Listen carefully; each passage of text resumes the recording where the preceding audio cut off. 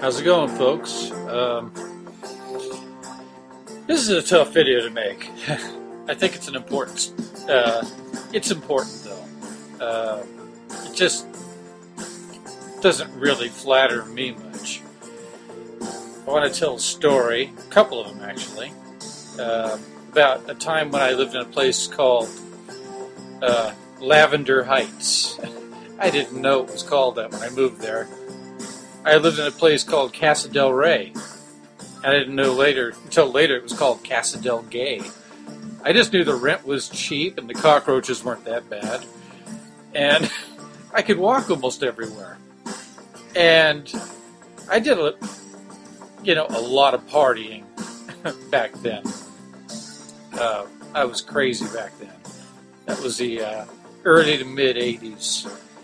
And I remember I was coming back from somewhere, and I know I was lit. And I know I was almost home. And this car pulls up next to me, and there's loud music, and there's at least 4 guys in this car. At least.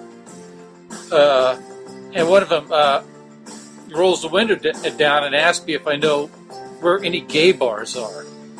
And I told him, sorry, I can't help you. I wouldn't know about that. I'm not gay. Maybe they should check the phone book. And they were real nice to me, They were all like, oh, hey, it's cool. Good night. And they drove off, and one of the guys in the back seat gave me a thumbs up, like he approved of me. And a cold chill ran through me because I'm pretty goddamn, well, I'm slow sometimes, but I'm deep. And it dawned on me that they were trolling for a victim. These courageous warriors of sex for procreation's sake, I guess. Well, all of them probably professed religious people. It really shook me up. So, I don't know if it was a year later or just months later.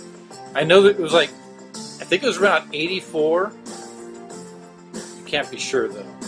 And maybe 86. There was a lot of rain. It was the area was flooded out, and I was staggering home from a party, and a carload of guys playing loud music. I'm walking down a side street. They do a sharp turn, and I jump back, and I guess they were trying to splash me in this puddle, but there was a pothole, and the water just went up their wheel well, and one of them yelled out the back seat, "Fucking faggot!" And I threw the umbrella over my shoulder, and I pulled a picket off of a fence. And I started to come at them thinking, well, that's a 2-door. And in my mind, I'm thinking, they're just not going to get out of the car. And they took off. And I walked home the whole way with this piece of picket in my hand. I went up to my place, and I leaned that picket, against the wall. And I just sat there on the sofa, and I just stared at it. And I was all wet. And it's like, I tell you, living in Lavender Heights, I don't know if it was worth the cheap rent. But anyway, I have a sympathy about that, because imagine if I was just being courteous and I just happened to know. But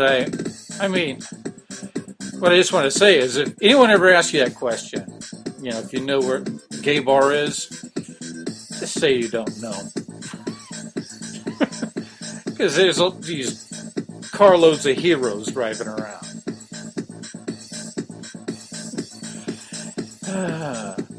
I guess I could tell one more story that's kind of related. It's sometime before that. I was living with this one gal for almost a little more than 4 years, I think.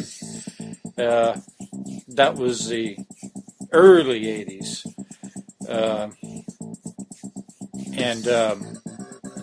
She used to work for the phone company, and she had some gay male friends. And me being a young, guy and from living in a rural area, where it's mostly agricultural, Aggies, and church groups and stuff, and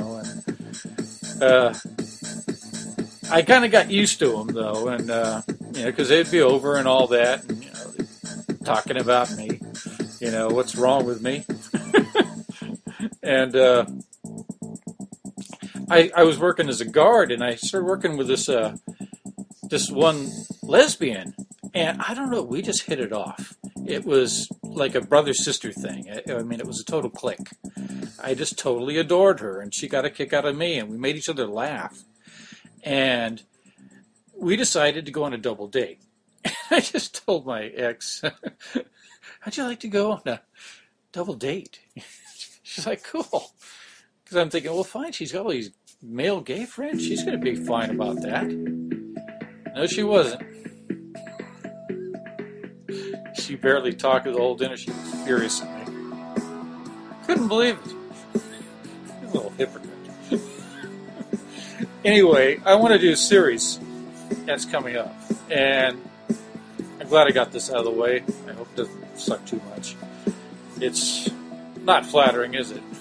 I sound like a dumbass. I guess that's because that's what I was and probably still am. Yeah. So I do have a series coming up. It's based on a blog entry series I did, and I thought I'd get this out of the way because I'm going to be talking about homophobia and the religious rock core. Peace. Fuck out.